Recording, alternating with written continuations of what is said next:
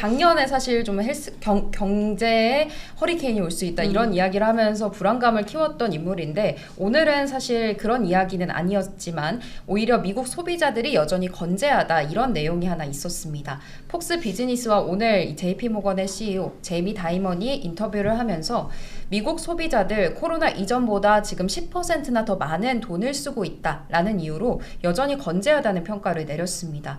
이 JP모건의 재무 상태가 좋은 예금 계좌들이 아직 많이 있고 경제를 이 계좌들이 강하게 이끌고 있다 이런 언급을 내놨고요.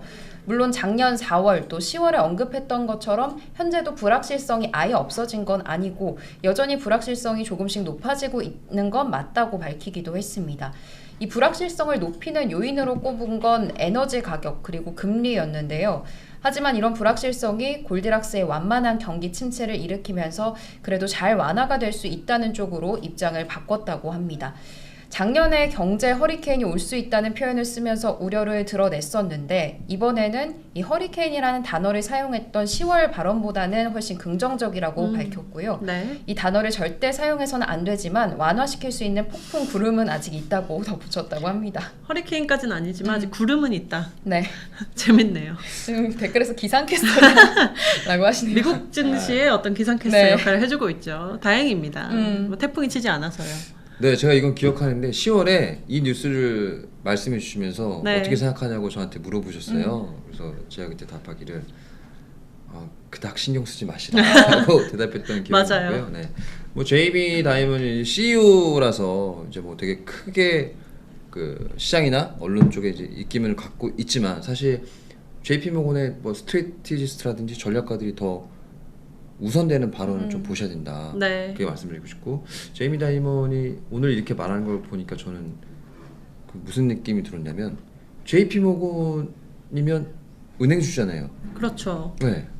왜 이렇게 얘기를 했을까? 실적 발표를 앞두고 네, 왜 이렇게 얘기를 했을까라는 생각을 해보면 은행주 그렇게 나쁠 것 같지 않은데 이런 생각이 좀 강하게 들고요. 지금 이 뉴스를 저는 오늘 처음 봤는데 그래서 역시 지금 최근 주가가 움직이는 것들이 나쁜 모양은 절대 반영하지 않았구나 이렇게 보고 있는 거고 JP모건 이 다이먼이 얘기했다는 거는 적어도 자기네 실적을 알 거 아닙니까? 그렇죠. 네, 적어도 자기 실적은 알 건데 괜히 이런 말을 했을까?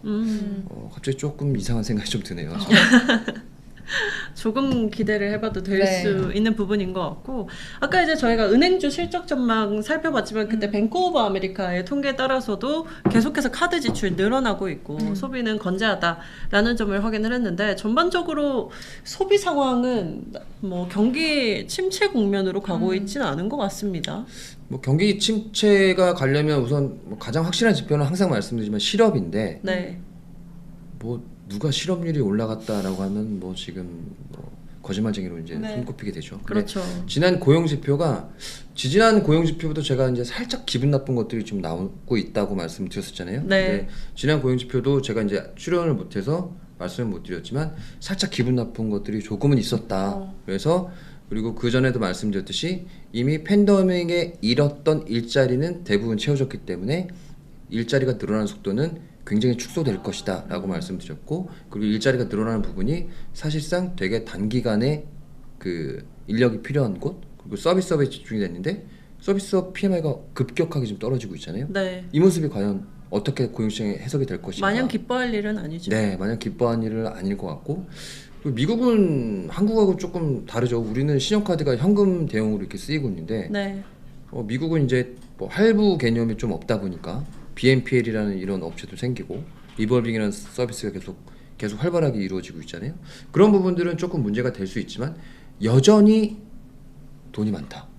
예, 그래서 여전히 돈이 많기 때문에 적어도 소비가 급강화할 일은 실업률이 급하게 올라가지 않는 한 없을 것이고 미국의 인구 구조가 바뀌는 적어도 이민 정책이 바뀌지 않는 한 이거는 깨질 리가 없는 거죠. 네. 일자리가 부족한데 일자리가 부족한 게 아니죠. 일손이 부족한데 어떻게 지금 이 공식이 깨지겠습니까? 그래서 소비가 급하게 빠지기는 굉장히 좀 힘들다.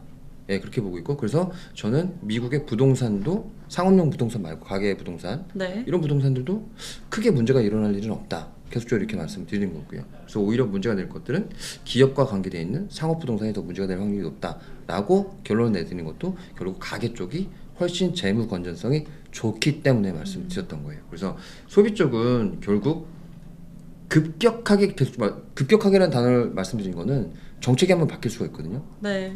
이민을 막아놨잖아요. 뭐 그게 코로나가 됐든 아니면 정치적 상황이 될 수도 있든지.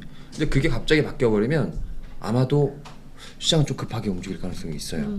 그런 부분들을 좀 참고해 보셔야 될 것 같고, 그리고 한 가지 논문이 있었는데 제가 뭐 다 너무 기니까 말씀드릴 수는 없는데, 노동시장에서 떠났던 분들이 일부 돌아왔어요. 그게 빠졌던 설문을 했더니 자산시장이 너무 많이 빠졌어. 대표적으로 코인 같은 코인, 네. 주식. 네. 그래서 이것들이 너무 많이 빠지다 보니까 돌아온 인원이 꽤 됩니다. 그래서 시장은 어떻게 보면 파월에 지금 바랬던 바, 제가 처음 정도 출연했을 때 그 파월은 좀 자산시장이 내려야지 원하는 바를 이룰 수 있다고 말씀드렸잖아요. 그런 부분들이 조금 서기의 성과를 이루고 있다. 저희는 아쉽지만 그런 것들이 있기 때문에 저도 고용시장 그리고 소비시장 이것들은 급격하게 악화될 확률은 저 개인적으로는 거의 없다. 저는 그렇게 봅니다. 누가 뭐라고 할지는 모르겠네요. 소비시장 지금 사실 계속해서 소비는 너무 탄탄하다라는 뭐 지표 데이터들도 계속해서 확인을 하고 있고, 사실 카드사에서 내놓는 어떤 통계 데이터들도 미국의 소비는 여전히 이제 불타고 있다라고 보여주고 있거든요. 네네네. 네, 계속해서 비슷한 흐름들을 좀 확인을 해가고 있는 것 같습니다. 하삼님이 지금 돌아왔는데 실업률 왜 더 낮아졌나요? 왜 구인은 또 계속 상승 중인가요? 라고 하시는데, 오늘 이제 아마존이 뭐 1,200명여를 이제 감원할 수 있다라는 소식이 나왔거든요. 이 소식 다뤄보면서 좀 세세하게 살펴볼 필요는 있을 것 같습니다. 네, 이 소식 자체는 짧은 내용인데요. 일단 아마존이 영국 물류창고 3곳을 폐쇄한다는 계획을 발표했습니다. 그러면서 1,200명 정도의 인원들의 고용에 영향이 있을 거라는 분석이 나오고 있고요. 아마존은 이미 지난주에 18,000명 정도의 직원을 감축할 거라고 발표를 했는데, 여기에 1,200명이 더 추가될 것이란 분석입니다. 네, 아마존이 감원을 예고를 했었고, 이제 사실 굉장히 급변하고 있다라는 걸 느끼는 게, 작년에는 저희가 아마존이 영국에서 물류망을 계속 확장하고 있다라는 소식을 굉장히 자주 전해 드렸었거든요. 이번에는 완전히 또 반대되는 흐름들을 보이고 있고, 빅테크들은 좀 규모를 줄여가는 분위기고, 하삼님 말씀하셨듯이 또 왜 구인난은 또 심하다고 하냐. 앞서서 저희가 뭐 이야기는 했습니다만 미국의 고용시장이 상당히 좀 복잡하다라는 생각이 들어요. 네, 저 복잡하기도 하고 이제 뉴스를 보게 되면 이제 뭐 예를 들어서 저희는 가장 많이 접할 수 있는 게 빅테크 해고 소식이잖아요. 네. 빅테크에서 해고되신 분들이 직장을 얼마만큼 빨리 구하냐면 정말 순식간에 구해요. 정말 순식간에. 유연하다는 거죠. 네, 노동시장이. 유연하기도 하고 그만큼 일자리는 빅테크에서 쫓겨나신 분들도 충분히 지금 재취업을 할 수 있을 정도로 미국의 구직 시장은 아직도 뜨겁다. 이렇게 저희는 판단해야 될 것 같고요. 그리고 대부분의 지금 그 구인이 들어간 구인이죠? 제가 헷갈리네. 일자리가 늘어난 부분, 네. 일자리가 네네네. 늘어난 부분들은 서비스 업종에 좀 많이 집중이 됐었잖아요. 그런 부분들 이제 조금 쿨다운이 되게 되면서 그 속도는 이제 슬로우할 수밖에 없다라고 말씀드려야 될 것 같고, 그리고 미국의 전형적으로 구인난이 계속 일어나는 거는 어쩔 수가 없어요. 많이 사라지셨어요. 일터에서 많이 사라지셨기 때문에. 네. 물론 돌아가신 분도 계시지만 이분들은 어디서 갑자기 메꿉니까? 그거는 메꿀 수가 없잖아요. 그런 면에서 말씀드리는 거고, 근데 한 가지 중요한 힌트는 지난 고용보고서에서 팬데믹 이전 정도의 근로시간으로 돌아왔어요. 드디어 네. 근로시간 자체가. 이 근로시간이 줄었다는 것 자체는 상당히 좀 의미가 커요. 왜냐하면 이건 임금 상승의 선행성을 갖고 있을 수밖에 없잖아요. 그렇죠. 네, 그래서 선행 지표들의 선행 지표들을 보셔야 되는데 선행의 선행들이 조금씩 슬로우 다운 되고 있다. 그러면 인플레는 저희가 계속적으로 걱정하는 인플레는 낮아질 수밖에 없는 상황이고, 경기는 과열 상태에서 천천히 쿨다운 상태. 그렇지만 쿨다운이 됐다고 하더라도 경기가 급작스럽게 안 좋을 정도로 뭔가 충격이 나타나야 되는 사건은 일어날 수가 없죠. 그렇죠. 네, 그런 면에서 제가 계속적으로 제가 어떻게 보면 지금 롱 입장에서 이번 주부터 이제 서게 됐는데, 올해 들어서 네, 제가 이제 한 7주 만에 이제 정확히 계산해보고 7주 만이더라고요. 이제는 조금은 준비를 하셔야 된다. 맞아요. 네, 말씀드렸고, 이번 주부터는 좀 용기를 내셔야 될 거라고 보고 있고, 그리고 결정적인 건 아마 이번 주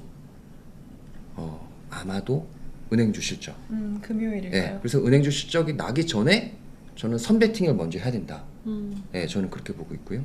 그래서 여러 가지를 따져봤을 때 지금 심리가 시장을 움직이는 시장이기 때문에 그 심리에 너무 휘둘리지 마시라 이렇게 말씀드리고 싶고, 그리고 저는 지금 이 여기를 보면서 오늘은 제가 채팅창을 많이 보고 있었거든요. 네.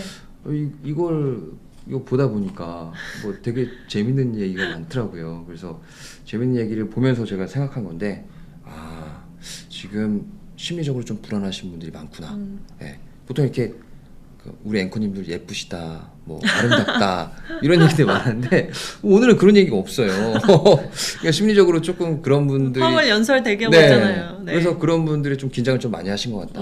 이럴수록 심리에 좀 휘둘리시는 것보다 제가 생각해놓은 주식 가격 딱딱 보시고 계획해놓은 대로 행동하시게 되면 아마도 뭐 단기간은 모르겠지만 그래도 아주 좋은 기회가 될 수 있지 않을까 그렇게 보고 있고요. 좀 더 해도 되나요?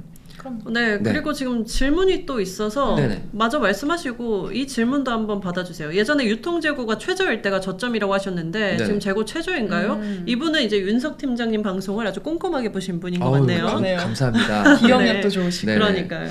네, 우선은 그 재고가 우선 말씀드릴게요. 네네. 하기 전에 제가 까먹을 수 있으니까 제가 하고 예. 싶은 말 먼저 할게요. 네. 그래서 저는 이제 S&P는 이제 좀 중립으로 보고 있고요. 기본적으로 나스닥을 오히려 조금은 이제 용기를 내봐야 될 때다 이렇게 말씀을 드리고 싶고요. 나스닥을 먼저 용기를 내보라고 말씀을 드린 이유는 물론 S&P하고 나스닥하고 겹치는 종목이 있지만 네. 기본적으로 먼저 가장 꼽아야 될 거는 비용이 슬림화된 걸 잘 찾아보셔야 될 것 같아요. 이제 비용이 더 줄어들게 인력 감축을 하고 난 상태고 대부분의 큰 기업들은 마무리가 된 상황이기 때문에 여기서 합리적인 경영만 하게 된다면 크게 실적이 빠지거나 그러지 않을 확률이 높아요. 그렇게 된다면 앞으로 향후 유동성이 공급되거나 혹은 생각보다 경기가 나빠지지 않았을 때에는 다시 한번 시장은 이미 구조조정이라든지 비용적인 측면에서 마무리가 된 기업들에 대해서 주목을 할 확률이 높고, 예를 들어 볼까요? 메타가 그 전에 굉장히 크게 비용 조정을 하기 위해서 인력을 해고를 했지 않습니까? 네. 그때 제가 당시에 평균적인 가격을 계산해 보니까 인걸 계산해 보니까 분기에 한 5천억? 5천억이 세이브가 되더라고요. 어마어마한 거죠. 5천억이면. 그렇죠. 1년이면 2조예요. 네. 네. 2조가 되면 그게 멀티플 20배만 줘도 40조입니다. 네. 네, 어마어마한 숫자거든요. 그런 것들은 지금 숨겨져 있는 것들인데 보셔야 된다는 거죠, 이제. 네. 그래서 많이 빠진 나스닥의 좋은 기업들 먼저 보셔야 된다. 그걸로 결론을 우선 내드리고요.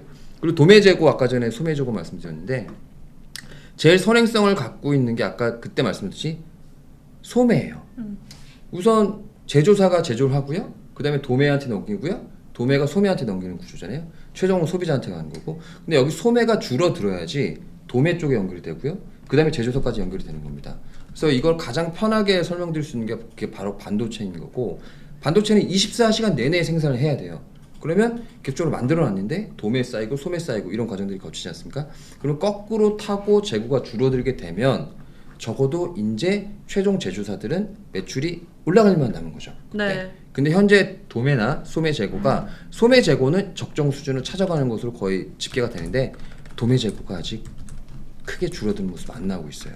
그래서 도매 재고가 줄어드는 모습을 확인하셔야지 모든 사이클을 갖고 있는 산업들 내에서 그 사이클의 후반부가 왔다 이렇게 판단해 볼 수 있는 거고, 아직까지는 도매 쪽에 조금 모자른 그런 상황이다 라고 말씀드려야 될 것 같아요. 네.